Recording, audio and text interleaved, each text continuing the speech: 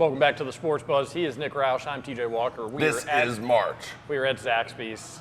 I can't help myself. I just keep saying that. It's like involuntary, March. And now the March. regular season is over. It Basketball. is theoretically, Nick, Kentucky could have 2 games left on its schedule. It could have 9 games left on its schedule.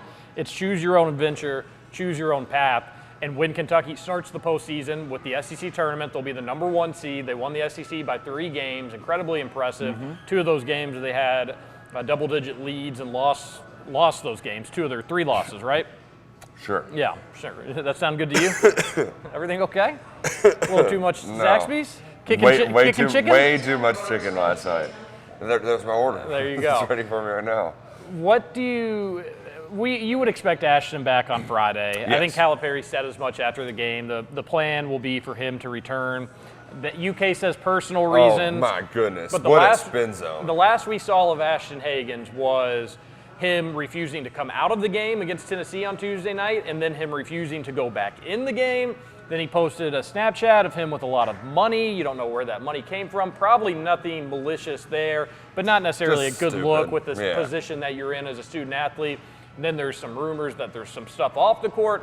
None of this has ever been him not getting along with his teammates. I don't think there's a chemistry issue within the locker room, but I think you have a 19, 20-year-old kid that may be going through some personal things that's making poor choices off the court. Right. He will be expected to be back on Friday in the SEC tournament. How important is he to Kentucky's team, in your opinion? Well, I think it was important for Kentucky to win without him, just so he knows that, hey, this team, Kentucky, the beat goes on.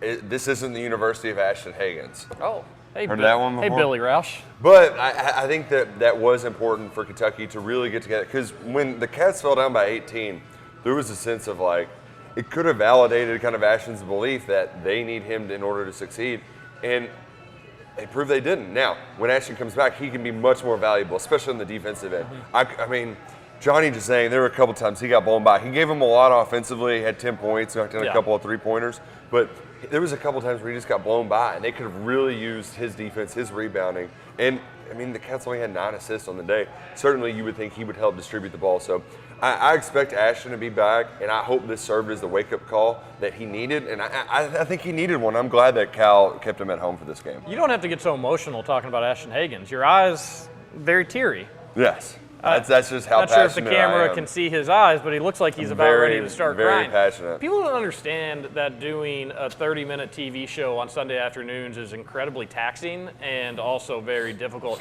As I said last week, I powered through a hangover.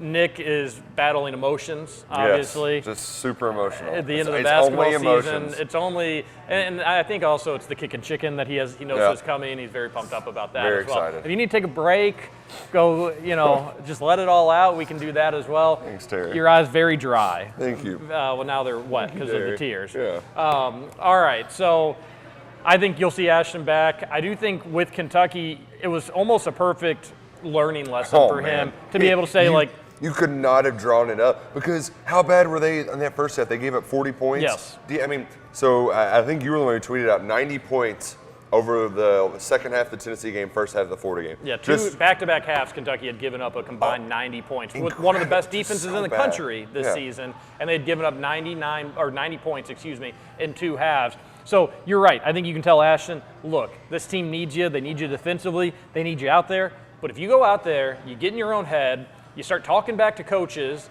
and you start trying to do too much, this team also can be okay without you. And that's why I thought yesterday's win was so big for Kentucky, is because Nate stepped up. Yep. Keon Brooks, UK, think about this, folks. Kentucky went to Keon Brooks on its final possession. That's crazy.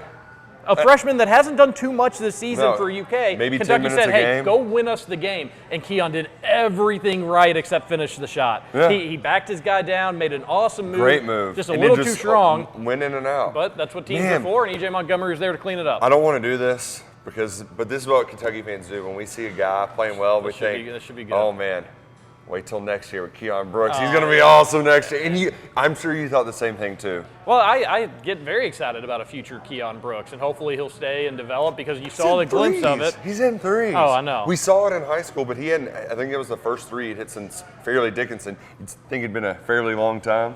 You can't just steal tweets from people on the come internet. on. That's They didn't know that. Unbelievable. They didn't know Have that. a little bit of journalistic integrity. Come on. That's from Curtis Birch. Jerk. But that is a big deal for Kentucky to have to rely on some of these other guys. And guess what? Like, Nick didn't provide anything in the first half. EJ is a starter, and he did some okay things defensively. But it was really, Kentucky doesn't win that game without Keon, without Nate, without Johnny, which we have said for the last few months on KRC, that you got to have just one of those guys step up. And all of Yesterday, them they did. needed all three of them to step up. All of them delivered in a big way. What a win. Kentucky gets a win. They did it. So, would you Would you trade things? Would you have rather Kentucky just close out Tennessee? And if they beat out Tennessee, maybe they don't have that inspirational comeback against Florida. We don't know. You don't know how that game goes. But would you have go back in time and say, you know what, just beat Tennessee, lose to Florida, things will be okay? I wouldn't have it any other way. Looked like the stock market lately. It's just up and down with UK stock. This is March. We're built for this. This isn't our first time we've gone through a wild roller coaster. It was a crazy, emotional, exciting week. It featured the lowest of lows and the highest of highs. And the best part is that the high ended going into the postseason. Yeah, now Kentucky has that momentum heading into Nashville. Maybe not the most favorable draw for Kentucky in Nashville. That's something that we can and will debate. UK will play the winner of Alabama and Tennessee. Yep. Alabama score a lot of points. They score a lot of points and they shoot a ton of threes. And if they're hot, they have shot in a game 56 threes in a game. So imagine they do that against Kentucky and somehow shoot, I don't know, 20% would still be about like 10 threes. I would need to check the math on that. But yeah, we're not math guys. No, we're not. 20 carry the one, somewhere around there. 16, sure. That's right in that ballpark. Yeah. That would be a tough game to overcome. Tennessee, I don't want to see John Fulkerson's stupid face. Now that's the bigger one. Stupid Alabama, face. if Kentucky can't beat Alabama, then this March isn't going to be all that fruitful anyways. Tennessee, however, you get the revenge factor. But it's John Fulkerson, his face. Folky. He can get the folk out of here. So does that worry you? It seems like it does. They had that stupid song. They got that stupid color. Listen, if Kentucky could have gotten A&M or Missouri, that would have been an easier game than what Tennessee proposes. But you know what? I get. Sure, let's be. I hate them. I agree. I just want to. Listen, if Kentucky can't get a revenge game against Tennessee after the way things went down on Senior Day, then it would be fair to lower expectations for March Madness. So you know what? Bring on the Dirty Vols. Yeah. Bring on stinky Rick Barnes and allow Kentucky to end their season. Which they probably would go to the NIT, but neither here nor there. No. We'll come back one final segment, talk more about the SEC tournament. Oh, man. Louisville, all of the tournaments are happening. Loses to Virginia again. Again? Yeah, not great stuff. We'll come back, we'll talk about that as well, and IU when we return.